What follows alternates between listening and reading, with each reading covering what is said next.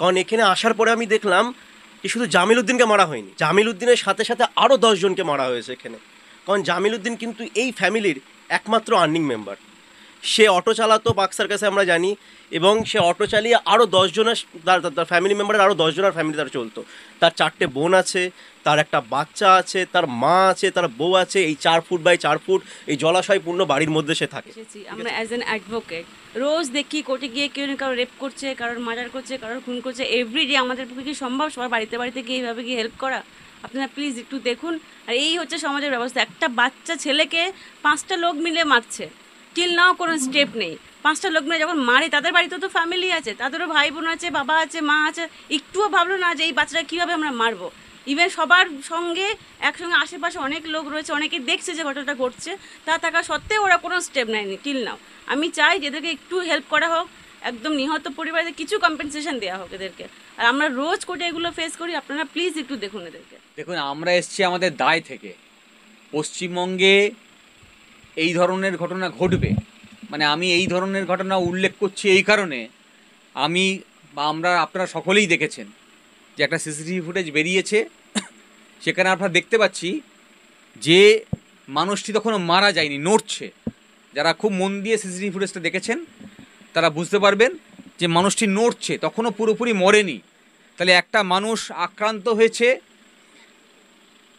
শোনা যাচ্ছে যে আরএসএস এই রকম যাদেরকে পাঠিয়েছে, সেই ধরনের, মানে আজকাল তো পশ্চিমবঙ্গে তৈরি হয়েছে কিছু আরএসএসের গুন্ডা তৈরি হয়েছে, এবং তারা এই ধর্মীয় উস্কানি দেওয়ার চেষ্টা করছে, যা আরএসএস রাজনীতি। তারা খুন করেছে বলে অভিযোগ। আর সেই লোকটাকে মেরেছে, এখন জানা যাচ্ছে যে একটা পোস্টে, ইলেকট্রিক পোস্টে বেঁধে পিটিয়েছে। পেটানোর পরে তার পায়ে দড়ি বাঁধা হয়েছে, দড়ি বেঁধে তাকে টানা হচ্ছে, এবং টানার সময় যখন একটু স্থির হচ্ছে তখন বোঝা যাচ্ছে যে ওটা নড়ার চেষ্টা, বাঁচার চেষ্টা করছে। মানুষ তো মরার আগেও বাঁচার চেষ্টা করে, হ্যাঁ, সেই চেষ্টা করছে সেই লোকটি। তারপরেও তাকে টেনে নিয়ে যাওয়া হচ্ছে, তাকে মারা হচ্ছে, তার মুখে লাথি মারছে, তার পেটে লাথি মারছে, তার মাথায় লাথি মারছে। যেখানে সুপ্রিম কোর্ট বলছে যে একটি মানুষ মরে যাওয়ার পরও তাকে রেসপেক্ট করতে হবে, তার হিউম্যান রাইটস আছে, একটা মানুষের মৃত্যুর পরও হিউম্যান রাইটসকে এনশিওর করতে হবে বলছে। তাহলে একটা মানুষ মৃত্যুপথযাত্রী, তার মাথায় লাথি মারছে, তার পেটে লাথি মারছে। পশ্চিমবঙ্গের হিউম্যান রাইটস কমিশন আছে, কেন্দ্রের হিউম্যান রাইটস কমিশন আছে।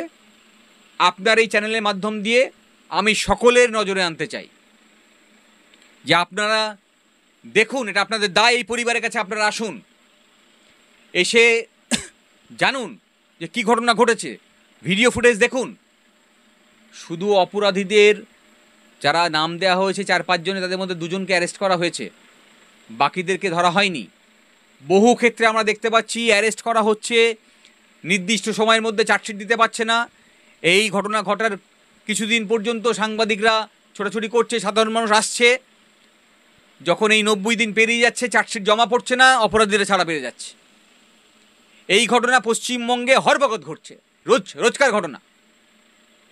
সে নদিয়ার তামান্নার খুন হতে পারে, বা এই ঘুটিয়ারি শরীফের এই মৃত্যু হতে পারে।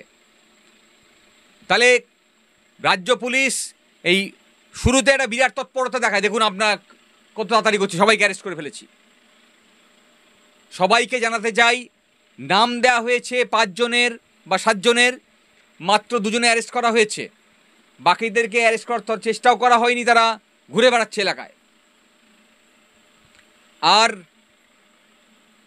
এই যে অ্যাসুরেন্স দেওয়া হয়, আমরা তামান্নার ক্ষেত্রে দেখেছি, এসপি বলেছিল যে আমাকে সময় দিন, আমরা 30 দিনের মধ্যে চার্জশিট দেবো, দেয়নি। 60 দিন পেরিয়ে গেছে, তামান্না চার্জশিট হয়নি। তাহলে একই ঘটনা, তামান্নার মতো ঘটনা পশ্চিমবঙ্গে সর্বত্র হচ্ছে। তামান্নার ক্ষেত্রে একটি বাচ্চা মেয়ে, সে পৃথিবীর আলো ভালো করে দেখার, পৃথিবীটাকে ভালো করে উপভোগ করার আগেই, তার লেখাপড়া শেখার সময়, তার এই সমাজকে উপভোগ করার সময় সে তার প্রাণ হারিয়েছে এই দুষ্কৃতীদের হাতেই। আর আজকে একজন মা হারিয়েছে তার সন্তানকে, আর তার একটি বাচ্চা আছে 5 বছরের, বোধ হয় 6 বছরের, সে তার বাবাকে হারিয়েছে। বউটা বিধবা হয়েছে, বোনগুলো তার ভাইকে হারিয়েছে। আর কতজনের প্রাণ চাই? এই জবাব দিতে হবে এই রাজ্যকে। মুখ্যমন্ত্রী মমতা ব্যানার্জিকে বলতে হবে আর কতজনের প্রাণ চাই, আর কত আরএসএসকে আপনি ইন্ধন যোগাবেন। শুধুমাত্র ক্ষমতায় থাকার জন্যে এই ধর্মীয় বিভেদ, এই বাংলা ভাষা নিয়ে উত্তাল আন্দোলন আপনার, হ্যাঁ করুন, অধিকারের লড়াই নিশ্চয়ই করতে হবে, কিন্তু আসলে আপনি কি কিছু লুকানোর চেষ্টা করছেন? মানুষের ভয়েসকে সাপ্রেস করার চেষ্টা করছেন? আমরা বুঝি, পশ্চিমবঙ্গের প্রতিটি জনগণ বোঝেন।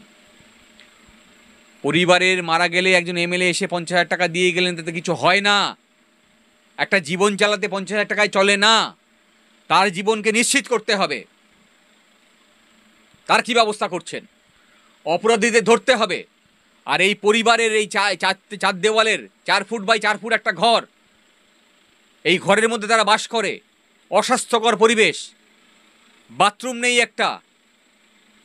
আপনার হাজার ওয়েলফেয়ার স্কিম আপনি দেখান, নির্বাচন করুন, নির্বাচনের রাজনীতি তো আপনারা করেন, কিন্তু নির্বাচনের রাজনীতি করতে গিয়ে মানুষের অধিকারটাকে তো আপনাকে নিশ্চিত করতে হবে। যদি সেই দায় পালন করার ক্ষমতা আপনার না থাকে, জায়গা ছাড়ুন। অনেক হয়েছে, অনেক হয়েছে। আরএসএস এর স্কুল অনেক বেড়েছে, আর গরিবের স্কুল কমেছে। আমরা জানি সবাই, কোনো কিছু তথ্য গোপন নেই। গত 1 বছরে প্রায় 1000 স্কুলের সংখ্যা বেড়েছে। সেখানে ওই হিন্দু আর মুসলমানের বিভেদ কী করে করা যায় তাই শেখানো হচ্ছে। আমরা রবীন্দ্রনাথ পড়তে চাই, আমরা বিদ্যাসাগর পড়তে চাই,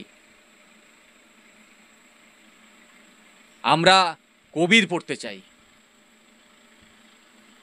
এই সমাজকে আর কলুষিত করবেন না ক্ষমতাকে ব্যবহার করে, এটুকুই বলার। দেখো, এখানে আসার পূর্ব মুহূর্ত পর্যন্ত আমরা যারা লয়ার্স আসলাম এখানে সংগঠন থেকে, তো আসার পূর্ব মুহূর্ত পর্যন্ত আমরা ভেবেছিলাম যে একটা সাধারণ ঘটনা ঘটেছে, একজন ঘটছে, যেরকম উত্তরপ্রদেশে ঘটছে, গুজরাটে ঘটছে, তার সংখ্যালঘু আইডেন্টিটির জন্য মারছে মরছে, এমন একটা ভেবেছিলাম যে এমন একটা ঘটনা ঘটেছে, আমরা দেখে আসি কী হয়েছে।